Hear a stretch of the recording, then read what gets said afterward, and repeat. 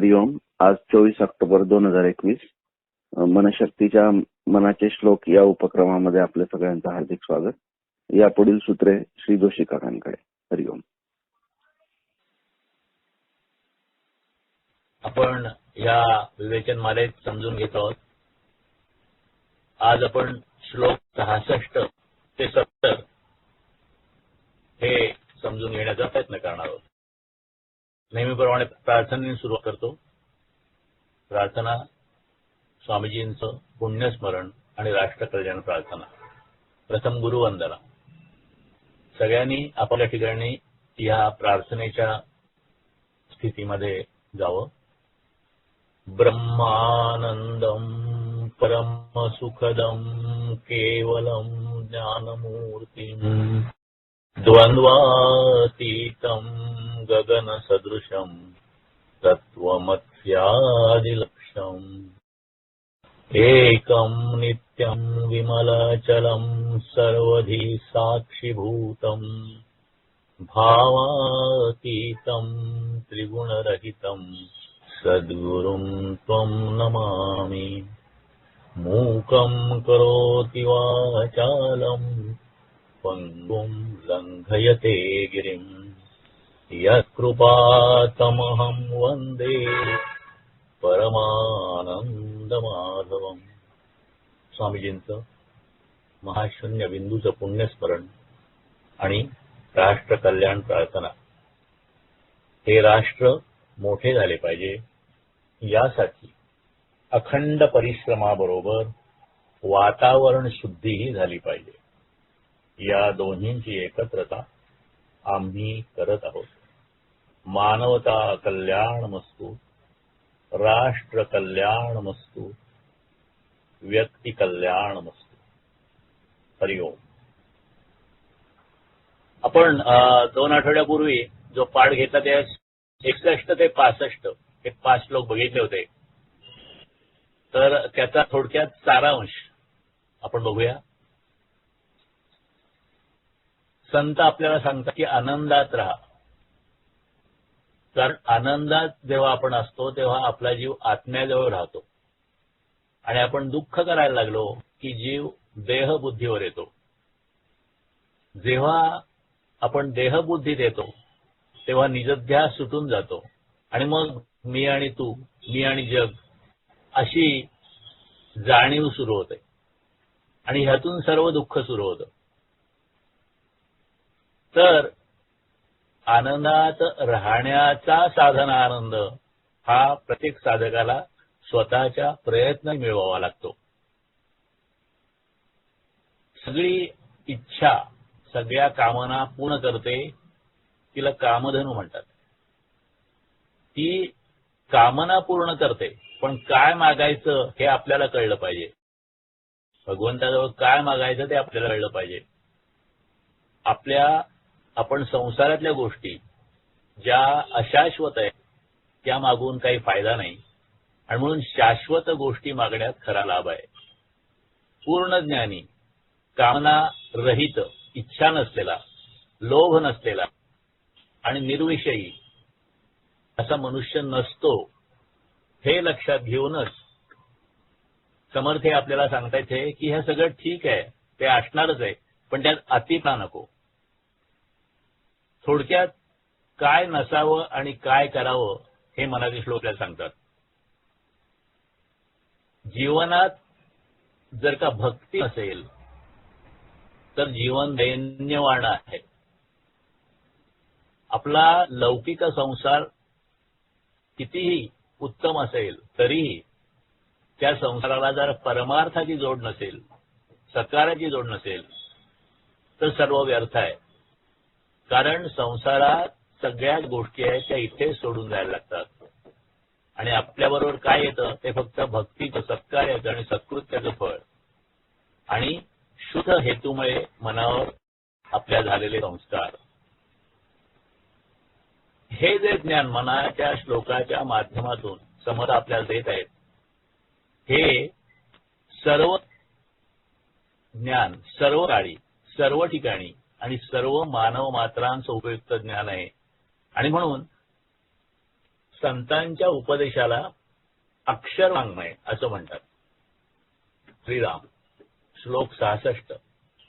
नव्हे सार संसार हा घोर आहे, मना सज्जना सत्य शोधून पाहे. जनी विषकाता पुढे सुख कैसे, तरी रे मना ध्यान या रागवासे. पहिली ओळ म्हणते की नव्हे सार संसार हा घोर आहे. घोर म्हणजे भयंकर, भयानक. समर्थ सांगतायत मनाला, मना हा जो संसार आहे तो असार आहे, अनित्य आहे, मोठा भयानक आहे. आणि तू स्वतः विचार करून हा संसाराचा मूळ स्वभाव शोधून पहा.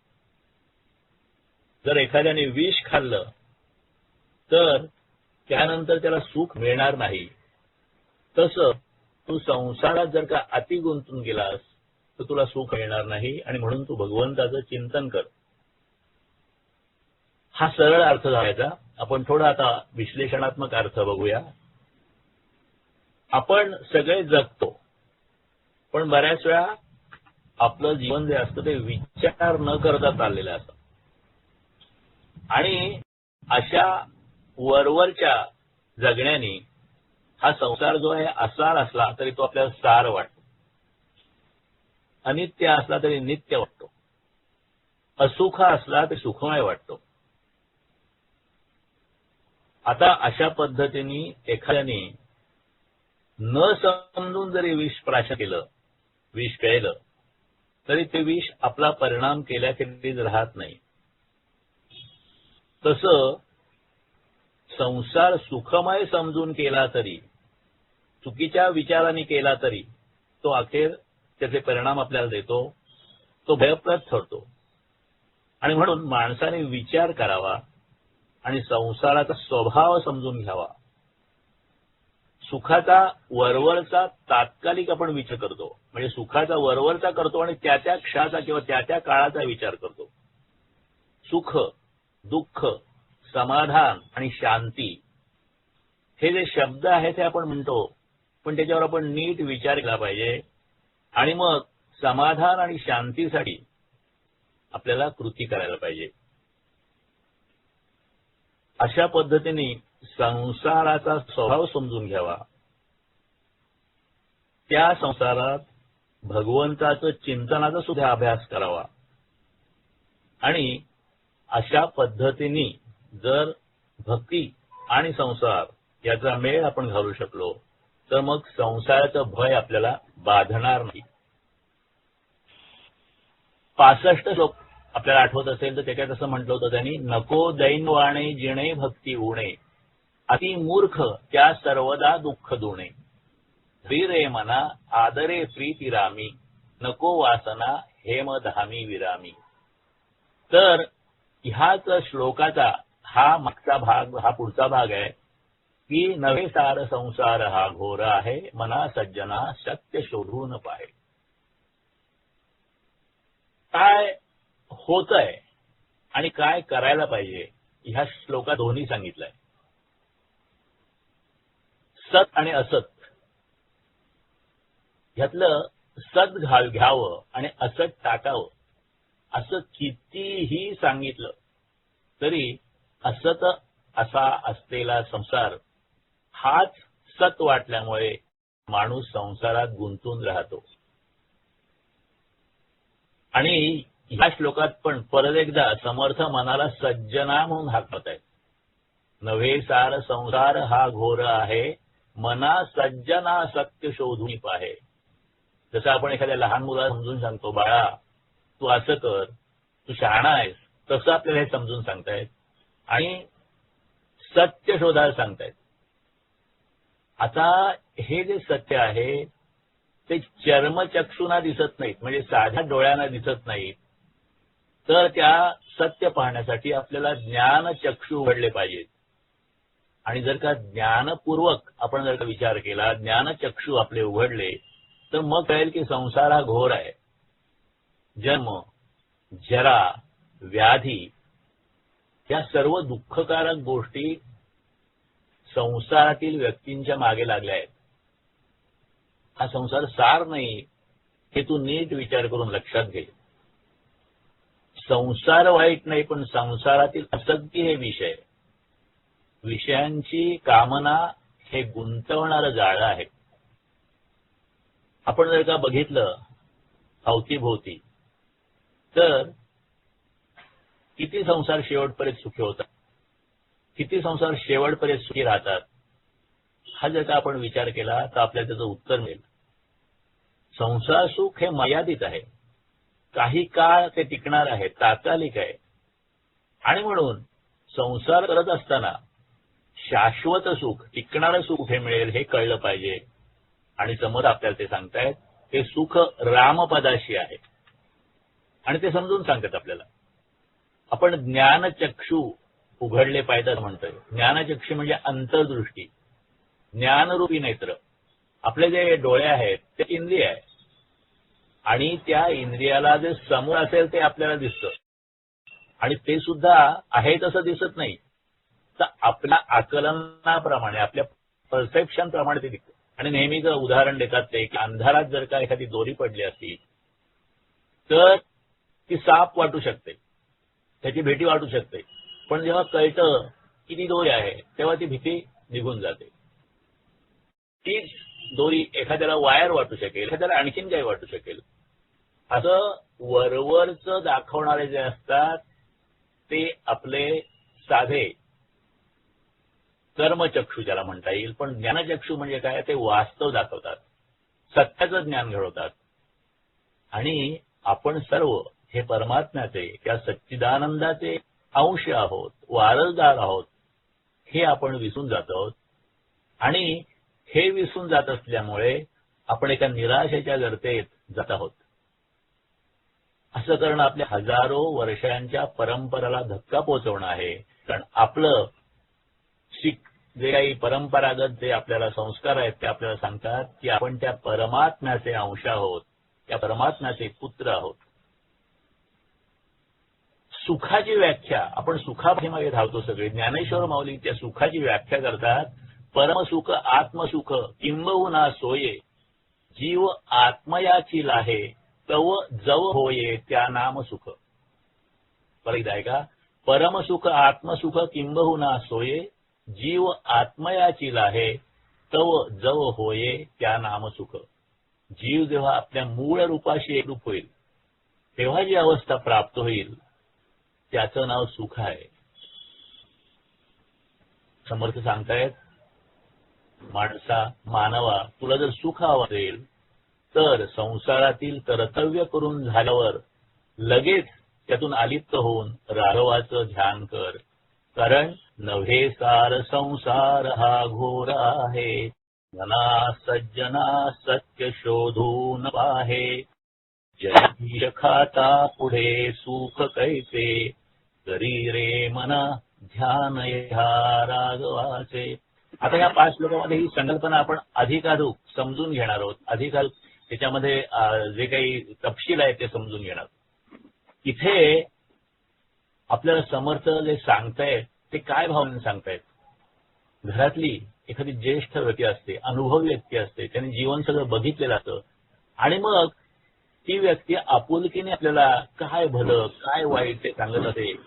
तसा हा उपदेश आहे. आपण संसारात काही कमी कष्ट करत नाहीत, म्हणजे आपल्याला साधनेत कष्ट वाटतात, परंतु साधनेचे जे कष्ट आहेत त्याच्यापेक्षा संसारातले जे कष्ट आहेत ते कितीतरी जास्त असतात. त्याच्यापेक्षा जरी अर्धे कष्ट देवप्राप्तीसाठी केले तरी पुरतील आणि आपलं कल्याण होईल. संसारातले कष्ट कसे असतात आपण त्याची कितीही वर्णन करू शकतो, पण अगदी त्याचा रिव्ह्यू घ्यायचा म्हटला तर संसारात कष्ट म्हणजे पहिला विवाह समारंभ साजरा करणं, तिथे संसार सुरू होतो ना. मग त्यातले मान सन्मान, त्याच्यासाठी धावपळ, प्रचंड खर्च, नियोजन, नंतर संसार सुरू झाला, घर वसवणं, घर सजवणं, घर बदलणं, हे सगळं सुरू झालं. नंतर मग घरातल्या मुलाबाळांचे, माणसांचे आजार, दुखणी खुपणी, त्यांचे वादविवाद, मुलांचा जन्म, त्यांचं पालनपोषण, त्यांचं शिक्षण, संस्कार, करिअर त्यांना मार्गी लावणं, स्वतःची नोकरी त्यासाठी रोजचा प्रवास, स्वतःचा व्यवसाय त्यासाठी रोजचा प्रवास, मग त्या ठिकाणी वरिष्ठ कनिष्ठ सहकारी याबद्दल जुळवणुका, व्यक्तिमत्तेमधली समीकरणं, व्यक्तिमधलं राजकारण, हे सगळं आपण करत असतो संसारात.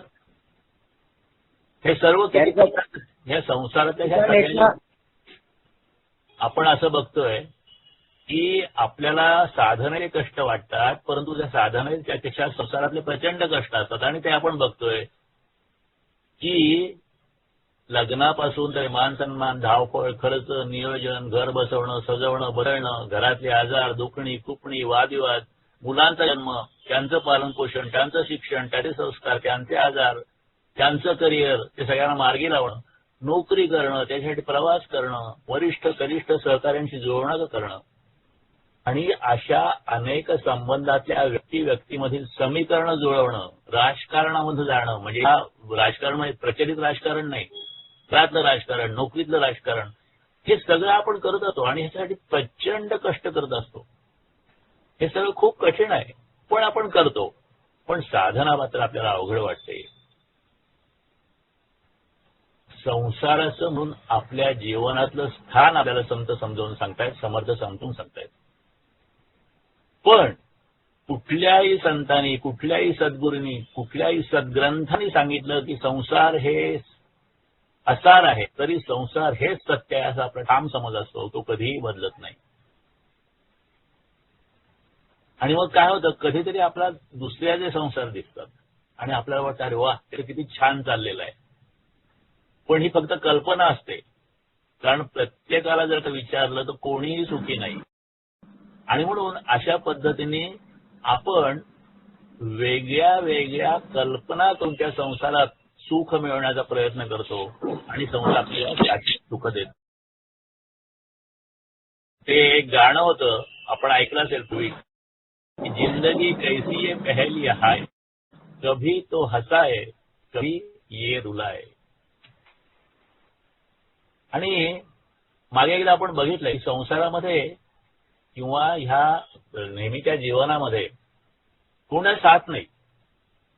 धनानी भूमो पशवश्च गोष्ठे, भार्या गृहद्वारे जनस्मशाने, देहश्चितायां परलोक मार्गे, कर्मानुगो गच्छति जीव एकः. म्हणजे आपले नातेवाईक, आपली प्रॉपर्टी, आपली संपत्ती, हे सगळं जे आहे ते इथेच पडून राहतं. आपली गाडी, बाईक, कार, वाहनं, हे सगळं जे गोष्ट आहे ते इथेच पडून जातं. ज्या पत्नीवर किंवा ज्या पतीवर आपलं प्रेम असतं ते आपल्याला पत्नी दारापर्यंत साथ करते. आपले इष्टमित्र, परिवाराचे सदस्य, बंधू बांधव, पडोसी, हे सगळे जे असतात ते स्मशानाजवळ आपल्या येतात. आणि मग शरीर जे असतं ते शरीर सुद्धा आपल्याला सोडून जातं आणि मग आपले जे काही विचार असतात, आपलं जे पूर्वकर्म असतं, तो आत्मा ते घेऊन पुढे जातो. अशा पद्धतीने हे शाश्वत नाही हे आपल्या मनावर सांगतायत. आणि मग संस्कार दुःखाचं वर्णन, वैराग्य निरूपण या दासबोधाच्या समाज 10व्यामध्ये समर्थांनी केलेलं आहे. ते आपण थोडक्यात बघू. म्हणजे आपल्याला जे पटत नाही ते कशा पद्धतीने विचार करून पटेल हे आपल्याला. आपण समर्थांनी दासबोधामध्ये केलेल्या संसार दुःखाचं वर्णन थोडक्यात बघतोय. ते म्हणतात, संसार म्हणजे महापूर, माझी जळचरे अपार, डंखू धावती विखार काळसर्प, आशा ममता देही बेडी, सुसरी करिता ती तडा तोडी, नेऊन दुःखाचे साकडी माझी हालती. संसार म्हणजे महापूर आहे, त्यामध्ये पुष्कळ जलचर आहेत, विषारी काळसर्प डसायला धावतात.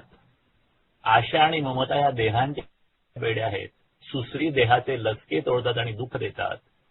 देहाभिमान रूपी मगर जीवाला पाताळात नेऊन बुडवतो आणि मग तिथून जीवाची सुटका होत नाही. काम मगर मिठी सुटेना, तिरस्कार लागला तुटेना, मद मत्सर ओहटेना भूली पडली, वासना धामिडी पडली गळा, घालून वेटाळे वमी गरळा, जिव्हा लाळी वेळा वेळा भयानक. वासनारूपी धामण गळ्यात वेटोळे घेऊन बसते, सारखी विष ओकत असते. म्हणजे वासना, कामना, मद, मत्सर, तिरस्कार, अहंकार ह्या सगळ्याने आपल्याला अनेक प्रकारचे त्रास होतात. ते असे समर्थांनी वर्णून करून सांगितले दासोमोदामध्ये. आणि एवढं जरी असलं तरी प्रपंचाचं हे सगळं ओझं डोक्यावर घेऊन माणूस हे माझं म्हणत राहतो. आणि तो स्वतः जेव्हा त्यात बुडायला लागतो तरी सुद्धा ते ओझं आणि तो स्वतःचा अभिमान तो सोडत नाही, असं समर्थ प्रत्यक्ष वर्णन करतायत दासबोधामध्ये. आणि प्रपंचाचं महत्व समर्थांना नाही असं नाही. त्यांनी त्याच दासबोधामध्ये दशक 12 मध्ये विवेक वैराग्यामध्ये जो समास लिहिलाय त्याच्यामध्ये त्यांनी असं म्हटलेलं आहे, आधी प्रपंच करावा नेटका, मग घ्यावे परमार्थ विवेका, येथे आळस करून का विवेकी हो. पुढची ओळ अत्यंत महत्वाची आहे. प्रपंच सांडूल परमार्थ कराल, तेने तुम्ही कष्टी व्हाल, प्रपंच परमार्थ चालवाल, तरी तुम्ही विवेकी. प्रपंच सांडून परमार्थ केला, तरी अन्न मिळेना खायाला, मग तया करंट्याला परमार्थ यायचा. परमार्थ सांडून प्रपंच करीसी, तरी तू येम यातना भोगिसी, अंती परम कष्टी होसी, यम यातना भोगिता. म्हणजे समर्थांना हे जे संसार आहे त्याचं संसाराचं जे काही महत्व आहे किंवा संसाराची अनिवार्यता आहे ती कळत नाही असं नाही. पण ते म्हणतायत की प्रपंच परमार्थ चालवालं तर तुम्ही विवेकी. प्रपंच सांडून परमार्थ केला तर अन्न खायला मिळणार नाही, आणि परमार्थ सांडून जर का प्रपंच केला तर यमयातना भोगणार आहेत आणि अंतिमतः माणूस कष्टी होतो. म्हणून तुम्ही प्रपंच आणि परमार्थ ह्या दोघांचा कशा पद्धतीने मेळ घालावा हे आपल्याला समर्थ वेगळ्या वेगळ्या पद्धतीने समजून सांगतायत. ते या श्लोकांमध्ये आपण बघतोय. श्लोक 66 ते 76 हे जे श्लोक आहेत हे श्लोक एका विशिष्ट सूत्राने गेलेले आहेत. आपण आता 66वा श्लोक बघतोय आणि स्वामीजींनी ह्या सगळ्या 10 श्लोकांचा एक वेगळ्या पद्धतीने विचार केलेला आहे. त्याच्यावर लिहिताना त्यांनी असं म्हटलेलं आहे की ह्या श्लोकांचा काटेकोरपणाने अर्थाचा विचार न करता किंवा भावार्थ न पाहता त्यातले जे विचार सूत्र आहे त्याचं व्यावहारिक विवरण केलं पाहिजे. आणि ते त्यांनी केलंय. आणि मग त्यांनी असं म्हटलंय की ह्या श्लोकांच्या माध्यमातून जीवनाच्या यशाचं भव्य मंदिर आपल्यासाठी उभारलं जात आहे. संसारात यश कसं मिळवावं याची सोपी युक्ती समर्थांनी सांगितलेली आहे. आणि ह्याचं एक वेगळ्या पद्धतीचे विवरण, ह्या 10-12 श्लोकांचं विवरण जे आहे ते स्वामीजींनी केलेलं त्यांच्या पुस्तकामध्ये. आणि आपण ह्या 10-12 श्लोकांच्या विवरणावर एक स्वतंत्र पाठ घेणार आहोत. आणि म्हणून ह्या ठिकाणी आपण ह्या श्लोकांचा अर्थ बघत असताना तो जो भाग आहे ते स्वामीजींचं जे विवेचन आहे किंवा विवरण आहे ते स्वतंत्रपणे बघणार आहोत. 67 श्लोक. श्रीराम. घनश्याम हा राम लावण्य रूपी, महाधीर गंभीर पूर्ण प्रतापी, करी संकटी सेवकांचा कुडावा, प्रभाते मनी राम चिंतीत जावा. घनश्याम हा राम लावण्य रूपी. अर्थ सरळ आहे. महाधीर गंभीर पूर्ण प्रतापी, करी संकटी सेवकांचा कुडावा. कुडावा म्हणजे रक्षण. आणि प्रभाते मनी राम चिंतीत जावा. आता हे जे पुढचे हा श्लोक आहेत 67 पासून 76 पर्यंत त्या 10 श्लोकांचं शेवटचा चरण एकच आहे, तो म्हणजे प्रभाते मनी राम चिंतीत जावा. मग असे म्हटल्याप्रमाणे. आणि त्याचं आपण विवेचन बघणार आहोत. कन्व्हेन्शनल किंवा नेहमीच्या अर्थाने आणि स्वामींनी एक वेगळ्या पद्धतीने त्याचं विवरण केलं आहे ते आपण स्वतंत्र पाठामध्ये बघणार आहोत. सरळ अर्थ या श्लोकाचा असा. रंगाने सावळा असलेला भगवंत राम म्हणजे मूर्तिमंत सौंदर्य आहे. तर तो अतिशय धैर्यवान आणि अगाध आहे. त्याच्या एवढा पराक्रमी कोणी नाही. आपल्या सेवकांच्यावर संकट आले असता तो सेवकांचं रक्षण करतो. आणि अशा या भगवंताचं पहाटेच्या समयापासून चिंतन करावं. आज आपल्याला जी सवय लागलेली आहे जीवनामध्ये की दृश्य गोष्टीचं चिंतन करायचे. आपल्याला जे दिसतं, आपल्याला जे भासतं, आपल्याला जे अनुभव आलाय तर त्याचं आपण फक्त चिंतन करतो. आणि ते तर आपण चिंतन करावंच.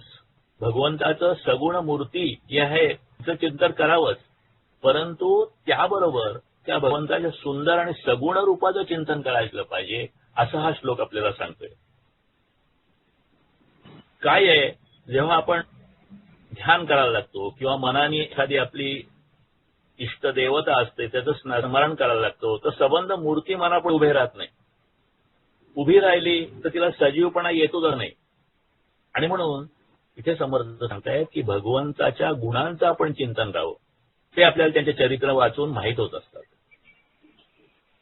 आता हे जे चिंतन आहे हे ते कसं आपल्याला फायदेशीर होईल, कसं फलदायी होईल. कारण गुणांचं आपण एकदा चिंतन करायला लागलो की भगवंताचं आपल्याला चरित्र आठवायला लागतं. चरित्रातले विविध प्रसंग मनापासून मनापुढे जायला लागतात. त्यामध्ये त्या प्रसंगामध्ये वावरणारी भगवंताची जी प्रतिमा असते ती हळूहळू त्या प्रसंगाच्या रूपाने आपोआप मनात स्थिरायला लागते.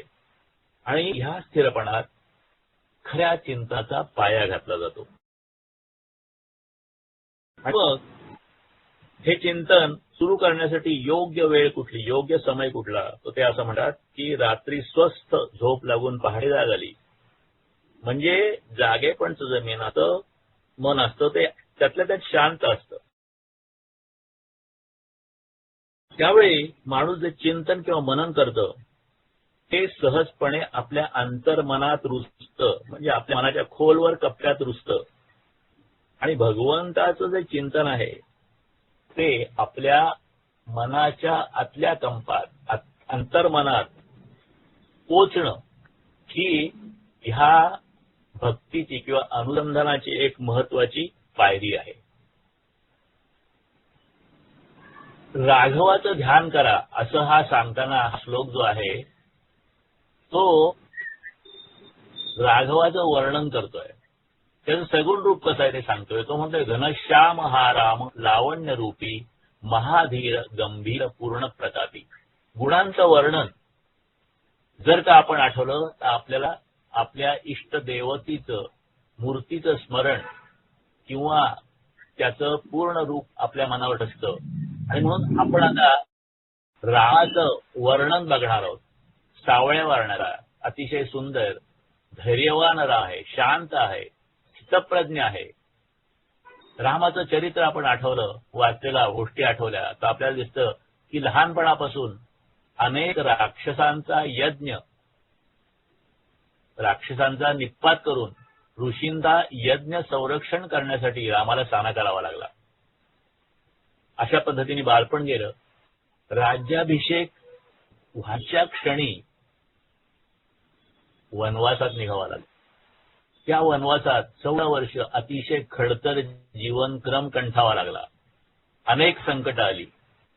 रावणाने सीताहरण केलं, रावणाशी युद्ध करायला लागलं. रावण वध झाला, पण त्या क्षणी सीतेला अग्निदिव्य करावं लागलं.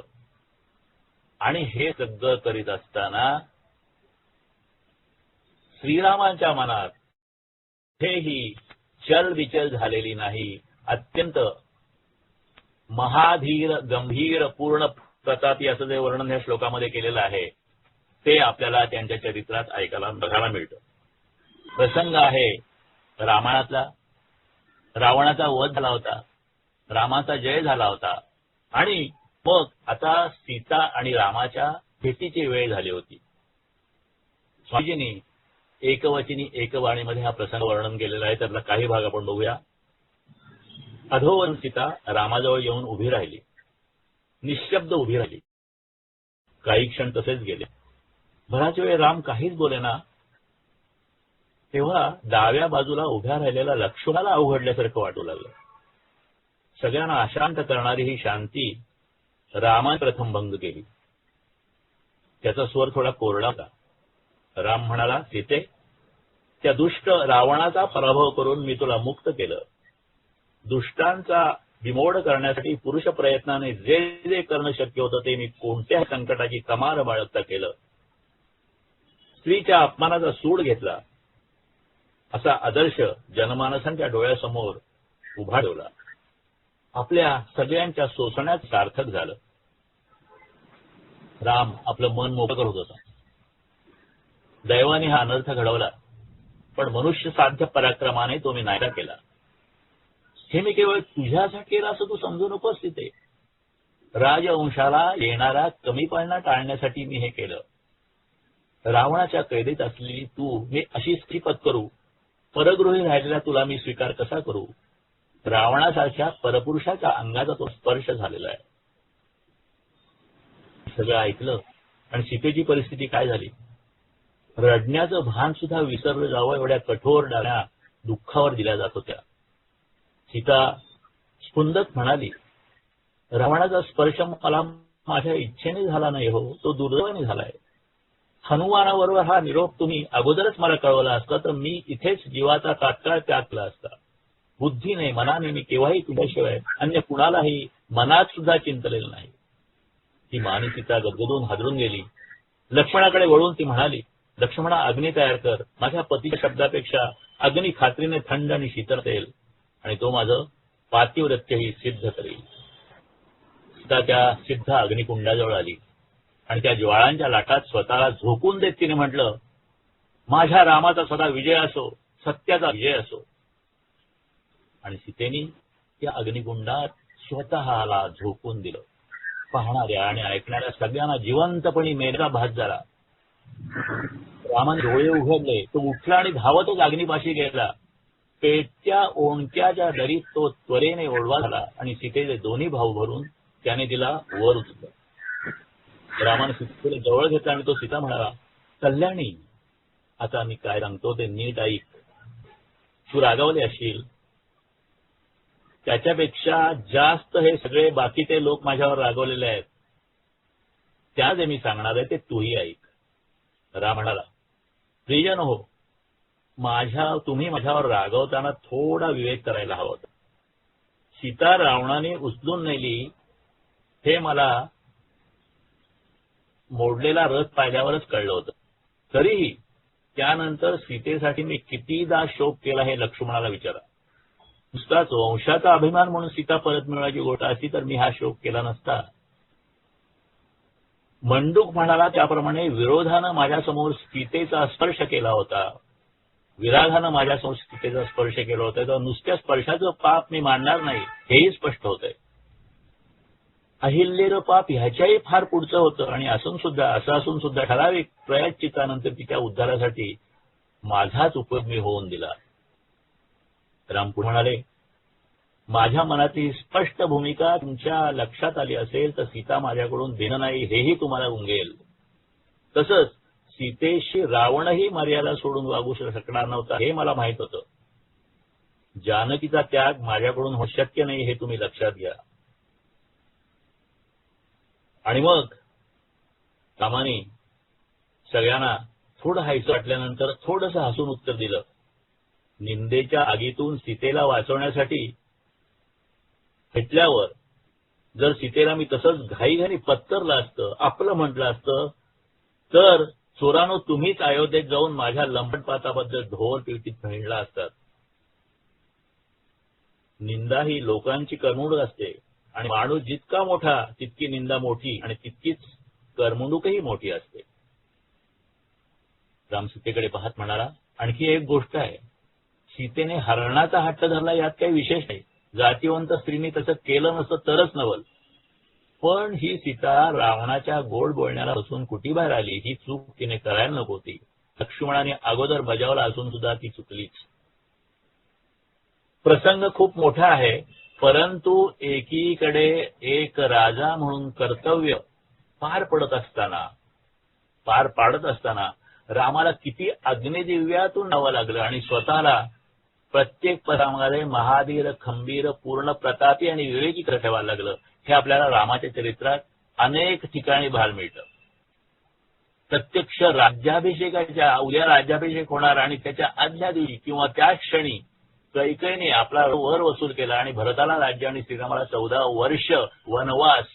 हा प्रसंग जर आपण कल्पनेने डोळ्यासमोर उभा केला तर तिथे असलेल्या लोकांच्या मनात जो प्रचंड भावना कल्लोळ उडाला असेल तो आपण कल्पना करू शकतो. पण 4 महत्वाच्या व्यक्तींच्या भावनेचा किंवा त्यांच्या मनस्थितीचा सारांश सांगायचा असा होता की दशरथ भयग्रस्त होता, कैकेयी क्रोधग्रस्त होती, पण त्याही प्रसंगात राम धैर्य आणि शांतीचा पुतळा होता. पूर्ण प्रतापी आणि धीरगंभीर असा रामचंद्र संकटात सेवकांचं रक्षण करतो. आपण जर सेवा केली, दास्य भक्ती केली, पण जर अनन्यपणे विश्वास ठेवला असेल तर तो आपला पुढावा करतो, रक्षण करतो. आपल्याला भयाचं कारण राहत नाही. अडचणी जरूर येतात, अडचणीत जुळवणूक होते, संकट येतात, पण त्या संकटांचा त्रास होत नाही. पण त्यासाठी रामनाम घेताना, भक्ती करताना, जपमाळ जपता त्यातलं मन पाहिजे, एकाग्रतेने हे व्हायला हवं. आणि हे आपण जेव्हा करत नसू आणि जेव्हा व्यवहारामध्ये कर्तव्य करत असू तेव्हा सुद्धा कर्तव्य झाल्यानंतर ही अलिप्ततेची भावना आपल्याला जपायला पाहिजे, असं समर्थ आपल्याला या शोकाच्या निमित्ताने सांगत आहे. शांत वेळी भगवंताच्या चिंतनाचा अभ्यास करावा. सगुण रूपाचे डोळे भरून दर्शन रूप मनात भरून घेणं, दृष्टी रामरूप करण्याचा प्रयत्न करणं, म्हणजे एकीकडे रामाचं सगुण रूप आणि एकीकडे निर्गुण रूप गुणाच्या माध्यमातून ह्याचं एकत्र दर्शन घेता येतं.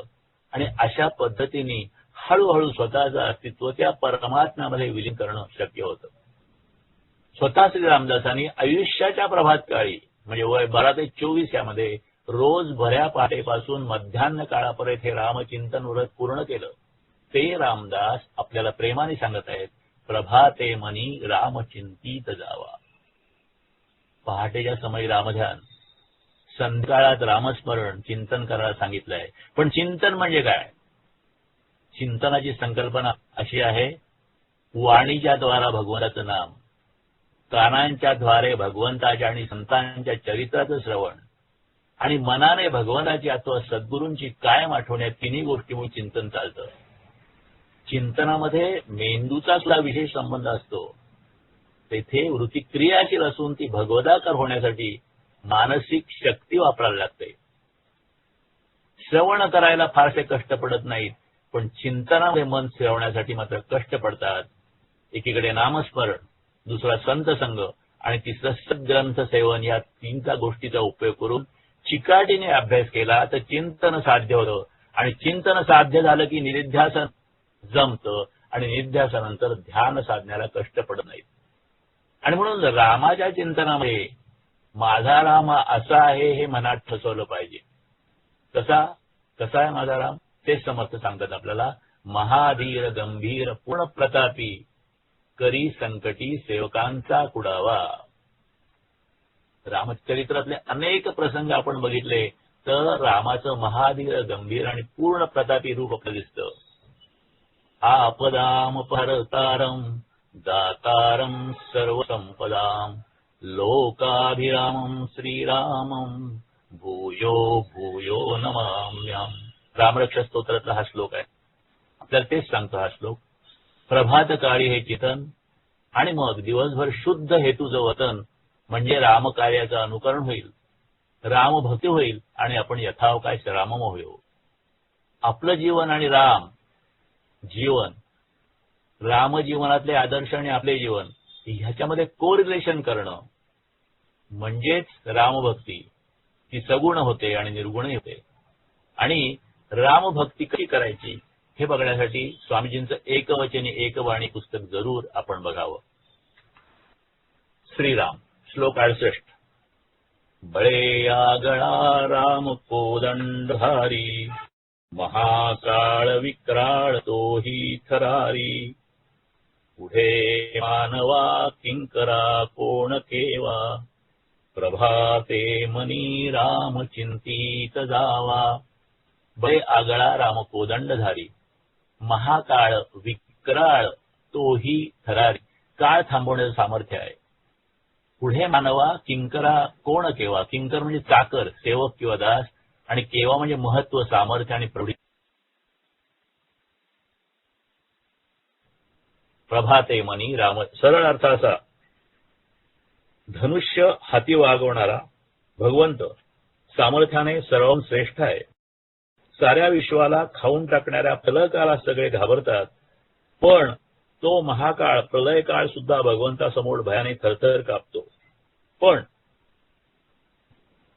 अशा सगळ्या परमेश्वरासमोर यक्कश्चित माणसाचं भगवंतापुढे किती महत्व असणार आहे. अशा त्या भगवंताच्या आपण थाटेच्या समयापासून चिंतन करावं असं हा श्लोक सांगतो. इथे श्री समर्थांचा कोदंडधारी राम जो आहे तो म्हणजे त्या परमात्म्याचं ईश्वराचंच एक रूप त्यांनी सांगितलेलं आहे. तोच आहे तो, त्यालाच भगवंत म्हटलंय. आणि त्या भगवंताचं सामर्थ्य अनंत आणि अपार असल्याने सामान्य माणसाला याची कल्पना येणं शक्य नाही. इतकंच सांगता येतं की अवाढव्य विश्व मोडून टाकणारी महाकाळ नावाची अचाट शक्ती त्या भगवंतापुढे कफ पदार्थ राहते. आणि असं जर आहे तर माणसा शक्तीचा भगवंतापुढे काहीतरी हिशोब लागेल आहे.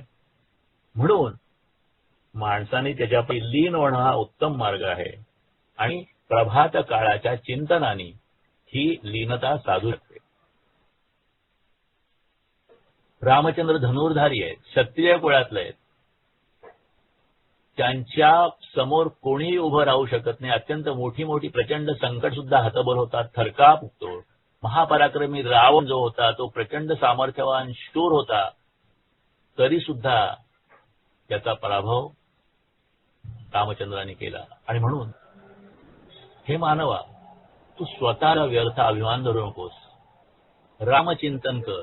चिंतन कर म्हणजे तुझ्या चित्तामध्ये रामाला बसव. चिंतने चिंतने तद्रुपता, अशा पद्धतीने चिंतनातून त्याच्याशी एकरूप हो. व्यर्थ अभिमान धरू नकोस हे सांगितलेलं आहे. पण याचा अर्थ स्वतःला कमी पण समजू नकोस. पण आपली पायरी किंवा आपली जी काही आहे ती गोष्ट समजून फार अभिमान सुद्धा नको. आणि अत्यंत लीन वृत्तीने आपल्याला भगवंताचं चिंतन करायला सांगत आहेत. भगवंताचं ध्यान करताना आपण रामाचे एक एक गुण समजले आणि त्याचा अभ्यास केला तर आपल्याला ते रूप अधिक चांगल्या पद्धतीने समजतं. आता हे विष्णूची रूप आहेत. राम हे सुद्धा विष्णूचं अवतार आहे. त्या विष्णूंनी वराह रूपामध्ये ब्रह्मांडाला शिरावर तोललं होतं. राम अवतारामध्ये शिवधनुष्य तोललं.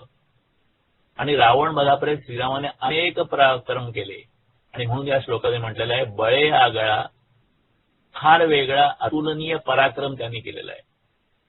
सेवा, साधना, नेतृत्व, कर्तव्य, शारीरिक मानसिक पराक्रम, शौर्य, निश्चय, निरक्षीर विवेक, खंबीरता, नम्रता, औदार्य, कठोरता, क्षमाशीलता, ही सगळी गुणवैशिष्ट्य रामचरित्रामध्ये आपल्याला वेगळ्या वेगळ्या प्रसंगात प्रकट झालेली दिसतात. आणि अशा या रामापुढे आपली काय प्रौढी, आपलं काय सामर्थ्य, आपलं काय किंमत. आणि म्हणून रामाचे पराक्रम लक्षात घेऊन ती शक्ती साधनेनी, सत्कृत्यानी, त्यागाने, भक्तीने आपण आपली करून घ्यावी. आणि हे सर्व साध्य होण्यासाठी सुरुवात कधी करायची? प्रभाते मनी रामचिंतित जावा. आणि पुढे असं चिंतन, वर्तन दिवसभर सुरू ठेवण्याचा प्रयत्न करायचा. श्रीराम. श्लोक 69. सुखानंदकारी निवारी भयाते, जनी भक्तिभावे भजावे तयाते, विवेके त्यजावा अनाचार हेवा, प्रभाते मनी रामचिंतित जावा. सरळ अर्थ असा, भगवंत परमानंद देतो, तो भय निवारण करतो. माणसाने जीवनामध्ये अत्यंत प्रेमाने आणि अस्तित्व भावनेने भगवंताचा आश्रय करावा. विवेकाचा उपयोग करून माणसाने अनितीचं आचरण सोडावं. कोणाचा द्वेष मत्सर करू नये. अशा या भगवंताचे पहाटेच्या समयी चिंतन करावं.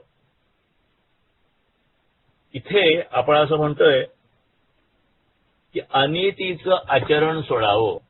आणि ही नीती अनिती ही जी कल्पना आहे ती खूप समजून घेण्यासारखी आहे. कारण ती आपल्याला जर समजली तर आपल्याला ह्या पद्धतीने वर्तन करताना उपयोग होईल किंवा आपल्या वर्तनामध्ये काय त्रुटी आहेत ते आपल्याला कळू शकतं. तर नीती म्हणजे काय?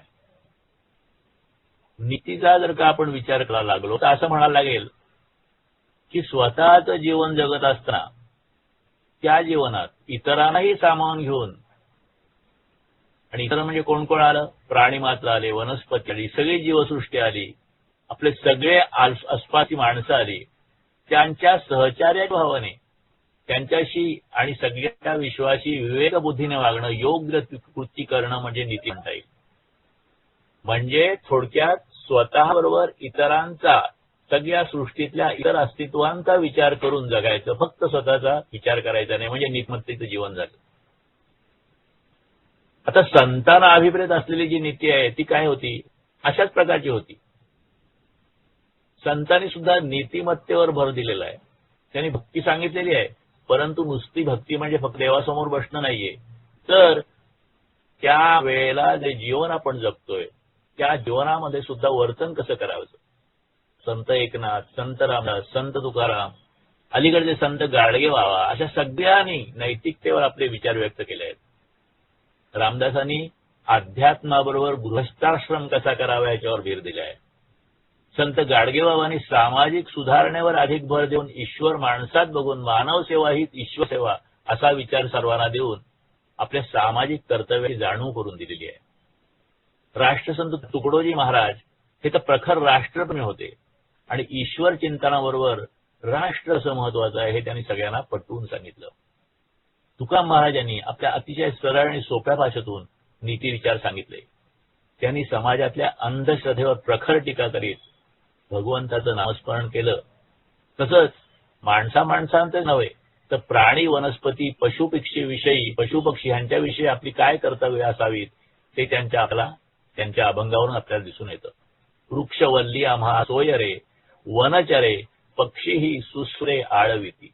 तर अशा पद्धतीने नीतिमय जीवन जगावं म्हणजे आपली भगवंताची भक्ती खरी होईल असं सांगितलेलं आहे.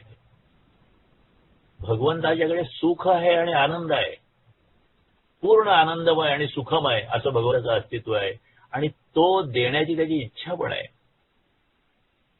भगवंत भयाचं आपलं निवारण करतात, पण आपण भक्तीबरोबर जर का चुकीचं वागणं केलं आणि आपल्या वर्तनात हेवा मत्सर असेल तर भक्ती उपयोगी पडणार नाही.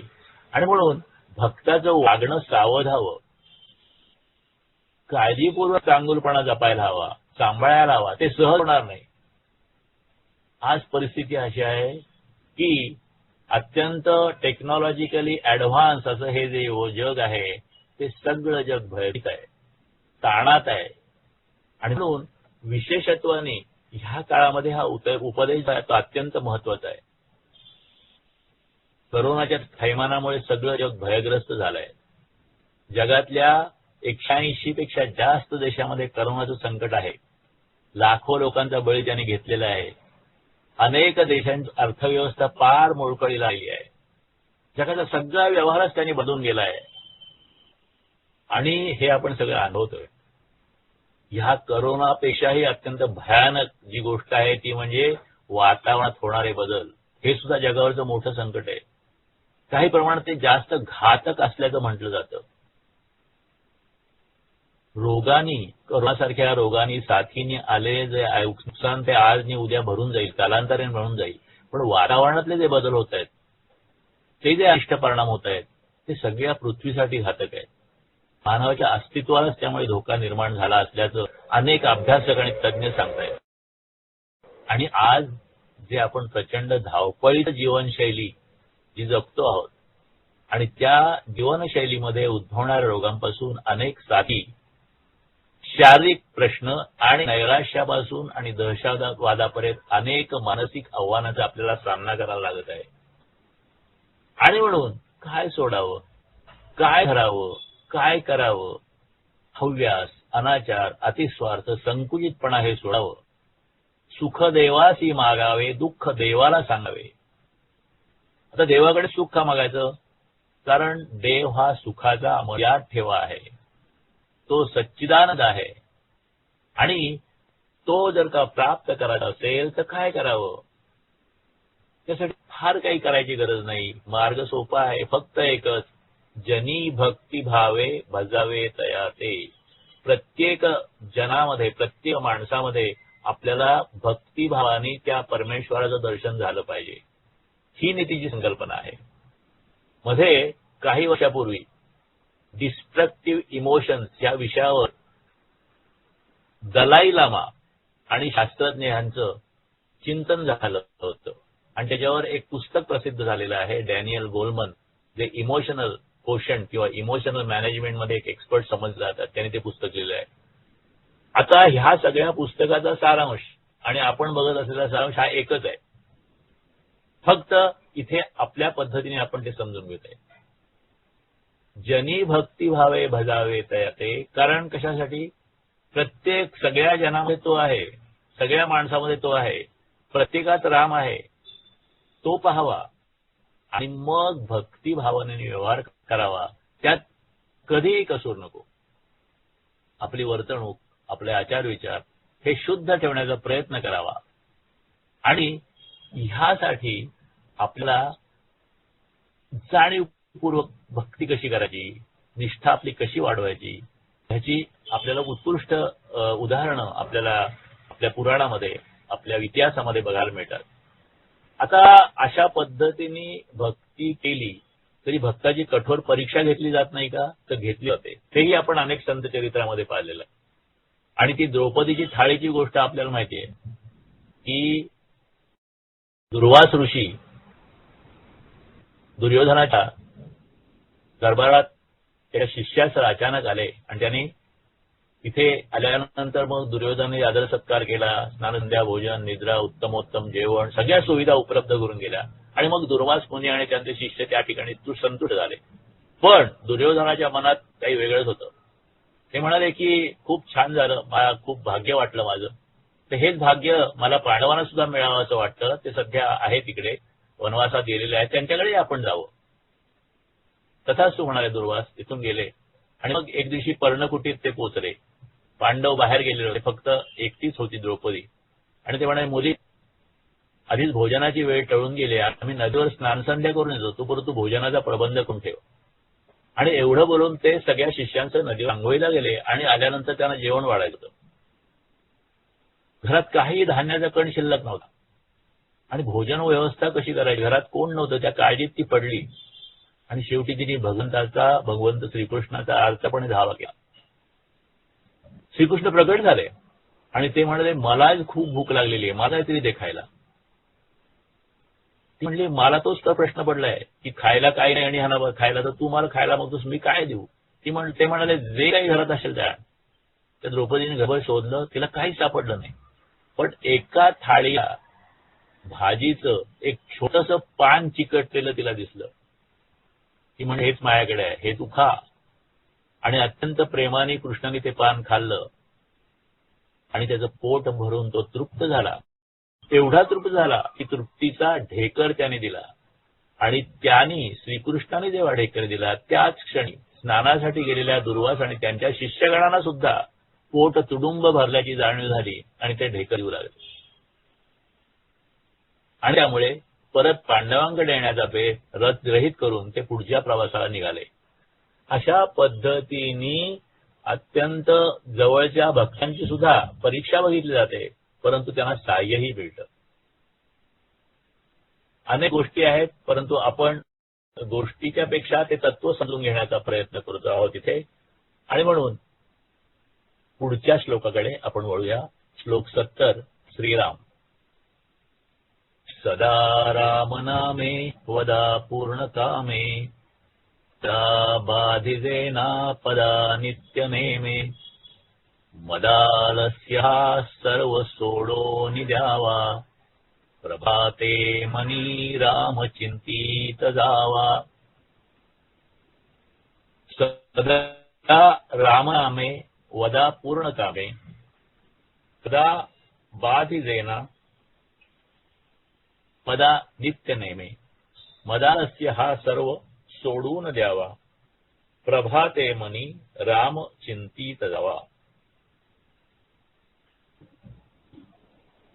मदालस्य हा सर्व सोडून द्यावा. मद म्हणजे ताठा, अहंकार, आणि आलस्य म्हणजे आळशीपणा किंवा टाळाटाळ.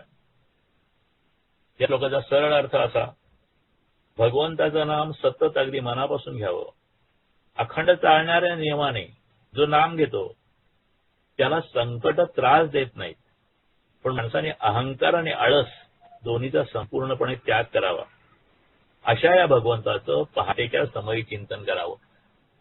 म्हणजे एकीकडे आपल्याला भगवंताचं चिंतन करा असं सांगत असताना, भगवंताची भक्ती करा असं सांगत असताना, नेमकं काय करावं आणि काय सोडावं याचा प्रत्यक्ष वस्तुपाठ आपल्याला इथे सांगितला जातं. हे आपण इथे लक्षात घेतलं पाहिजे.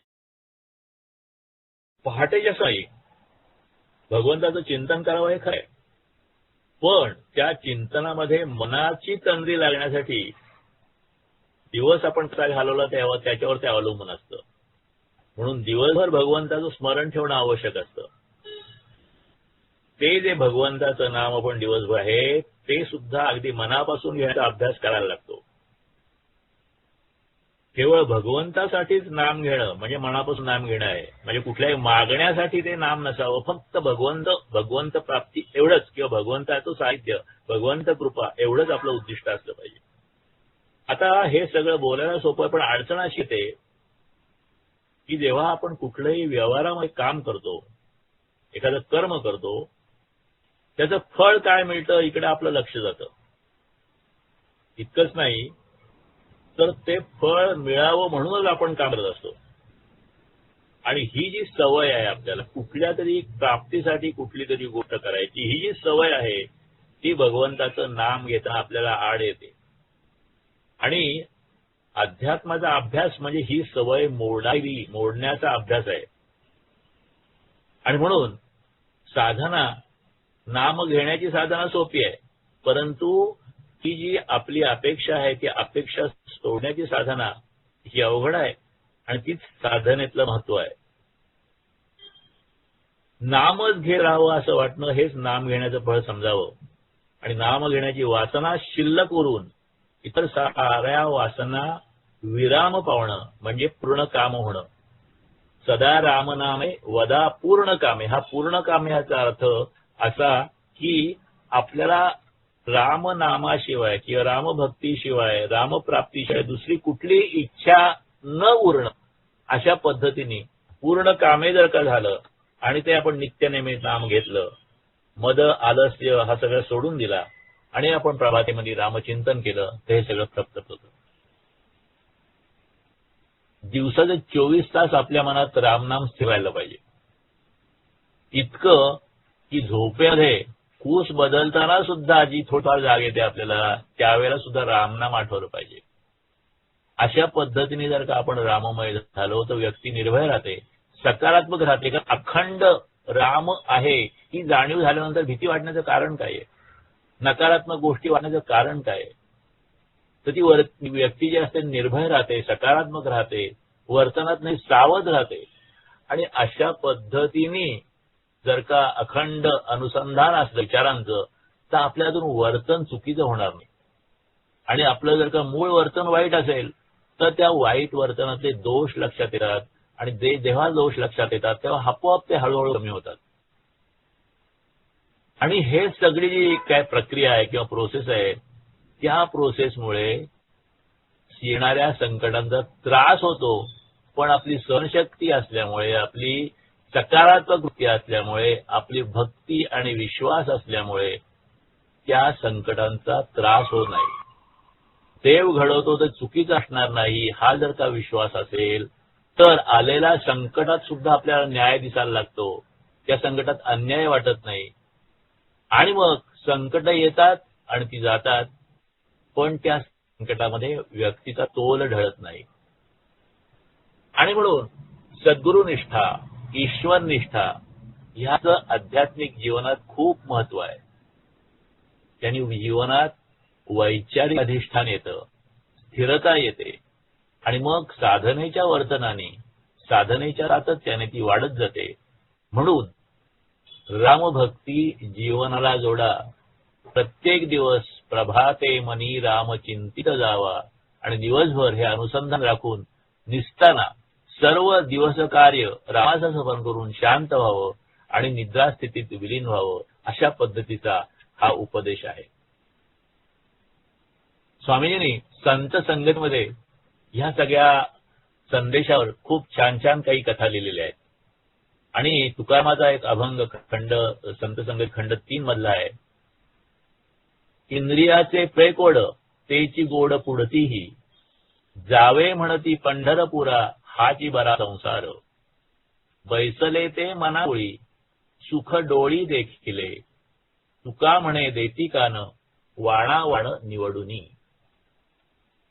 अभंगाचा स्वामीजींनी दिलेला अर्थ संत संगती 3 मधला असा आहे की वाणावाण म्हणजे चांगली वस्तू किंवा वाईट वस्तू.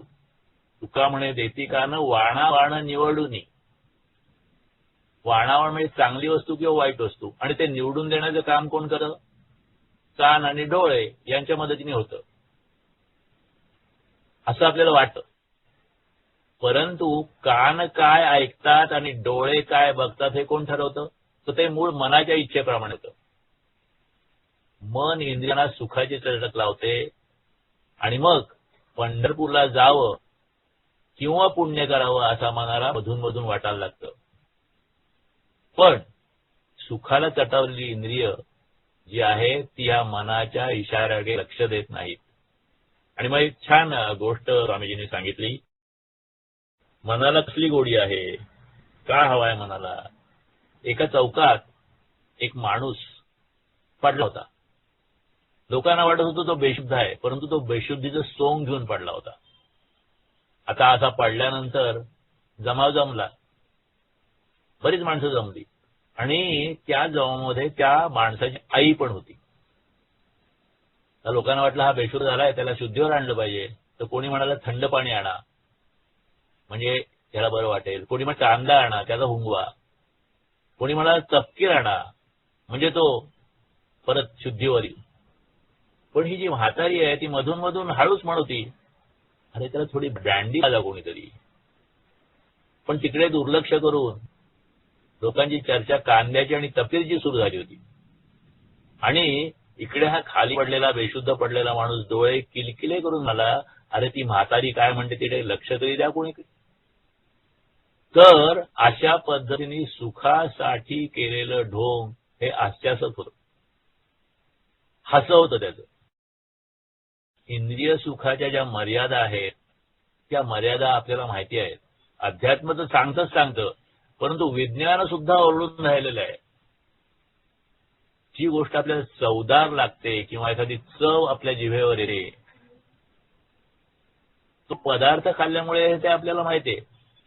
पण तो पदार्थ जिभेवर न ठेवता सुद्धा तीच चव आणि तोच आनंद काही ठराविक पद्धतीने आपल्याला विजेच्या धक्क्याने सुद्धा निर्माण करता येतात, असा उल्लेख एका शास्त्राच्या म्हणजे सायंटिस्टनी केलेला आहे. त्या पुस्तकाचं स्वामीजींनी नाव दिलेलं आहे टेक्स्ट बुक ऑफ फिजिओलॉजी. म्हणजे चांगला चव जी आहे ती चांगली चव ही इंद्रियाला फक्त पदार्थापासून कळते अशी नाही, ती अशी सुद्धा निर्माण करता येते. आणि आपल्याला दुसरं सुख काय असतं? स्पर्श सुख. अनेक प्रकारची स्पर्श सुख आहेत. चांगला बेड, मऊ गादी, मऊ सोफा किंवा अन्य अनेक स्पर्श. तर बर्ट्राम हा रसेल जो आहे त्यांनी काय सांगितलंय, म्हणजे हा शास्त्रज्ञांसह कुठल्याही दोन वस्तू एकमेकांना कधीच स्पर्श करत नाहीत. म्हणजे कितीही जवळच्या वस्तू आल्या तरी त्याच्यामध्ये एक ठराविक पद्धतीने गॅप असतेच. म्हणजे स्पर्श सुद्धा आपल्याला नाही, जिभेपर्यंत आपल्याला गोष्टी लागत नाही. म्हणजे सगळ्या जिभेपासून स्पर्शामध्ये सगळ्या आपल्या इंद्रियांची जी गत आहे ती म्हणजे एक प्रकारची फसमोड आहे. आणि मनाला ह्या इंद्रियांच्या माध्यमातून सुख मिळतं ते वरवरचं असतं. हे विज्ञान पण सांगताय आणि अध्यात्म पण सांगताय.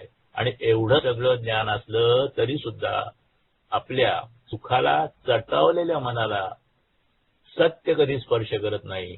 आणि हे सत्य आपल्याला समर्थ ह्या मनाच्या श्लोकाच्या माध्यमातून समजून सांगतायत.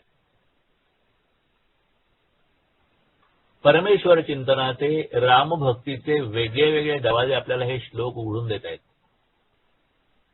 श्लोक 67 सांगतोय आपल्याला की पराक्रमी राम भगवंतांचं रक्षण करतात. 68वा श्लोक संदेश देतोय सर्वात शूर असलेल्या भगवंताचं स्मरण करावं. 69व्या श्लोकाचा संदेश आहे की अनितीचं आचरण नको, देश मत्सर नको, विवेकाचा उपयोग करावा. आणि 70वा श्लोक सांगतोय अहंकार आणि आळस याचा त्याग करावा. विवेके त्यजावा अनाचार हेवा.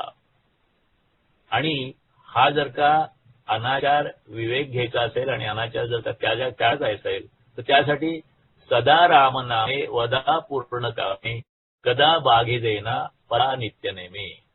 69व्या श्लोकाची तिसरी ओळ आणि 70व्या श्लोकाच्या 2 ओळी आपल्याला असा संदेश देतात. भगवंतांनी द्रौपदीची थाळी अक्षय केली तसं भगवंत कृपेने आपल्याला सर्व मदत करत असतो. आपले संकट जातात, आपल्या आपदा जातात. राम जेव्हा आवश्यक असेल तेव्हा आपल्या प्रारब्धात सुद्धा बदल करू शकतात. कधी प्रारब्ध बदलू शकतात, प्रारब्ध पुढे मागू करू शकतात, किंवा ते न बदलता किंवा पुढे मागे न करता आहे त्या स्थितीत प्रारब्धाप्रमाणे येणारी जी स्थिती असेल जीवनात त्या स्थितीमध्ये सुद्धा जीवाचं समाधान भंग होऊ देत नाही. ह्या भगवंताचं नाम मनाला निष्काम करणारं आहे. त्यामुळे निष्काम, शांत, विकाररहित असं जे असल्यामुळे त्यात चव लागत नाही. आणि त्यामुळे कितीही ऐकलं, कितीही इच्छा असली ते नामस्मरण होत नाही. आळस, अहंकार आड येतो. आपण जर यावर मात करण्याचं धैर्य ठेवलं, टिकवलं, निश्चय केला तर त्या नामाला मग अलौकिक गोडी येते. असं ह्या क्षेत्रातले जे श्रेष्ठ लोक आहेत ते आपल्या त्यांच्या अनुभवाने सांगतात. हे जे नाम आहे ते हळूहळू मनाला गोडी उत्पन्न करते आणि या नामसाथीने आपलं जीवन सुंदर होतं, आपली संकट दूर होतात, किंवा संकट आली तरी आपल्याला दुःख देत नाहीत. त्या संकटाचं, त्या आपदांचं दुःख वाटत नाहीसं होतं. मनाचं समाधान संकट असतानाही भंग पावत नाही. थोडक्यात जे भक्ताचं मन आहे ते स्वतःबरोबर सगळ्यांचा विचार, विश्वाचा सुद्धा विचार करायला लागल्यामुळे ते सर्व परिस्थितीमध्ये सम राहतं. त्यातलं चंचलत्व हळूहळू कमी होतं आणि मग ह्या साधनेनी समाधानाकडे वाटचाल सुरू होते. तर अशा पद्धतीने आपण आज श्लोक 66 ते 70 या जो संदेश आहे तो थोडक्यात बघण्याचा प्रयत्न केला. आता ह्या श्लोकांचा आपण विस्ताराने अर्थ समजून घेण्याचा प्रयत्न केला. त्याचा सारांश आपण बघूया. तो असा आहे की सत्य आणि असत्य, सत्य आणि असत्य यातलं सत्य घ्यावं आणि असत्य टाकावं असं कितीही सांगितलं तरी असत्य असलेला संसार म्हणजे जे भौतिक जीवन आहे हाच आपल्याला सत्य वाटल्यामुळे माणूस संसारात गुंतून राहतो. आणि मग समर्थ आपल्याला राघवाचं ध्यान करायला सांगतात आणि असं सांगताना तो राघव कसा आहे याचं वर्णन हे श्लोक करतात. त्या वर्णनाच्या माध्यमातून राघवाचं महत्व आपल्याला ते पटवत आहेत, त्या भक्तीचं महत्व आपल्याला ते पटवत आहेत. सावळ्या वर्णाचा, अतिशय सुंदर, धैर्यवान आणि शांत आहे तो राम. स्थितप्रज्ञ आहे. लहानपणी अनेक राक्षसांचा यज्ञ संरक्षणासाठी सामना त्याला करावा लागला. राज्याभिषेक व्हायच्या क्षणी वनवासात निघावं लागलं. वनवासात अतिशय खडतर जीवनक्रम त्याला कंठावा लागला.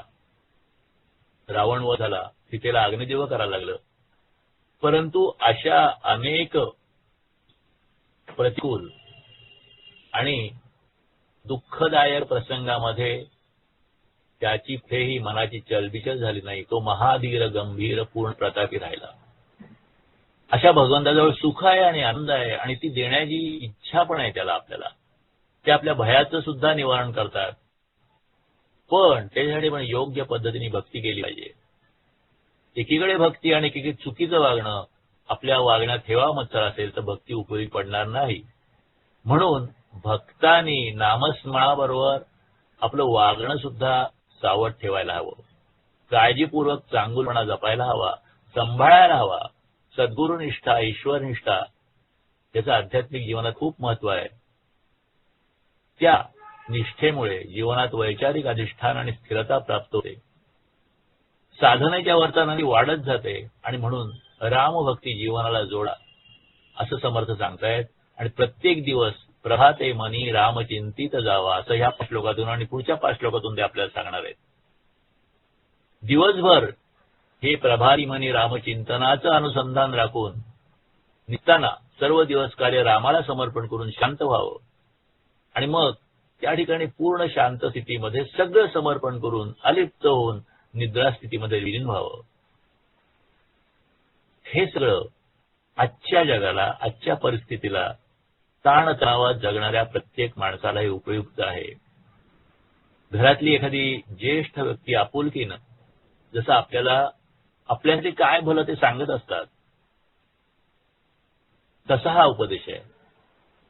काय होतं आहे आणि काय करायला पाहिजे हे आपल्याला समर्थांनी दोन्ही सांगितलेलं आहे. तर अशा ठिकाणी अशा तऱ्हेने आपण हा सगळा 5 श्लोकांचं चिंतन, त्याचं विवरण आणि सारांश बघण्याचा प्रयत्न केला.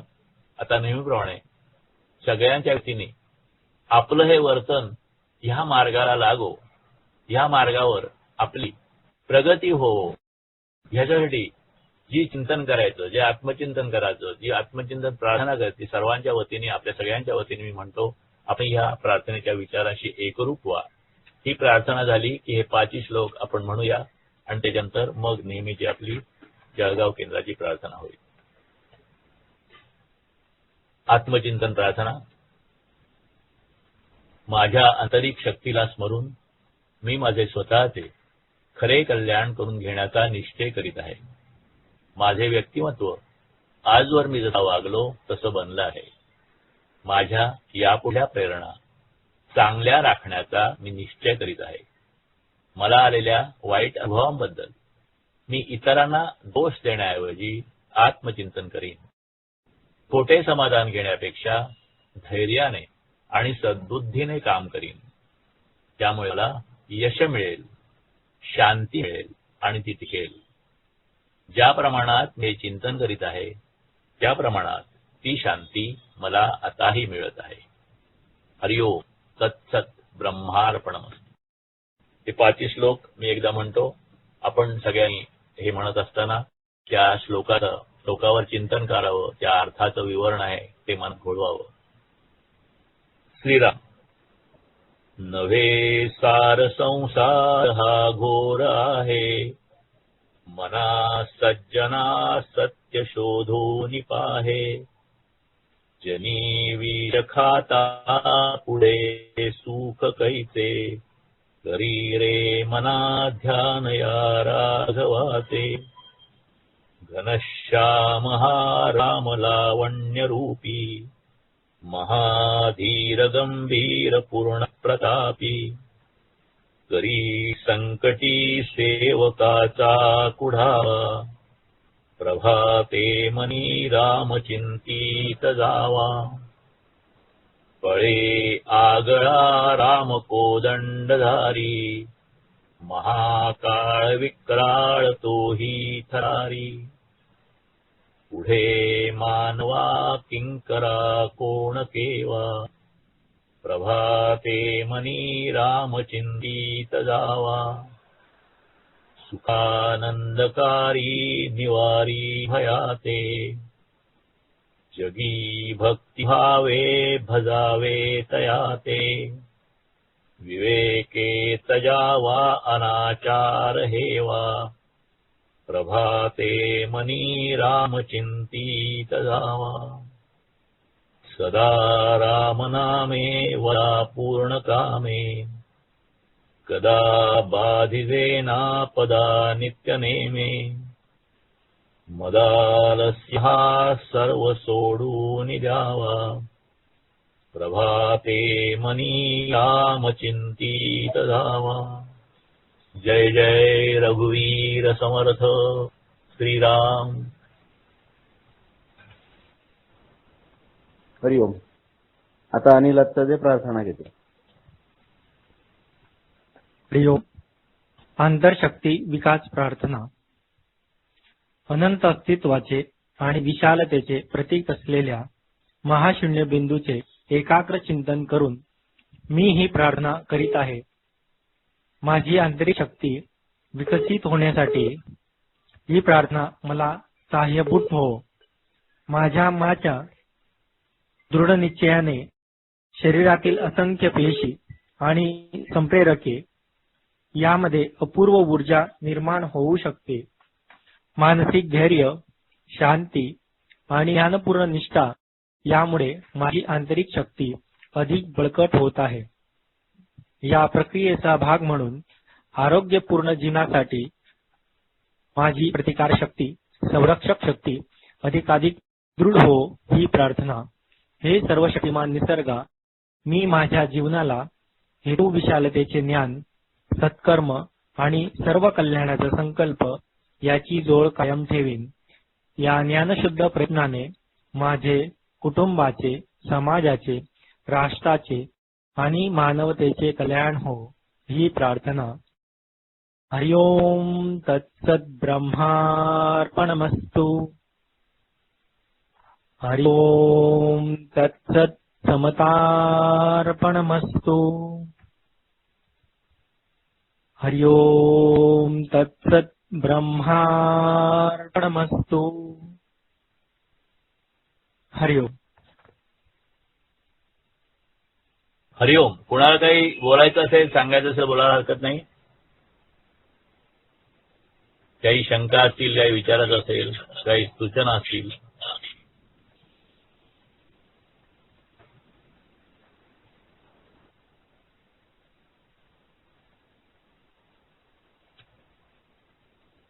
चला ठीक आहे, मग लॉग आउट करू. अभय काय तुम्हाला सांगायचंय का? नाही हरिओम. हरिओम बघा, हरिओम. हरिओम. हरिओम. काही असलं तर सगळ्यांनी आपल्या प्रतिक्रिया ग्रुपवर टाकाव्या. हरिओम. भेटूया पुढच्या रविवारी.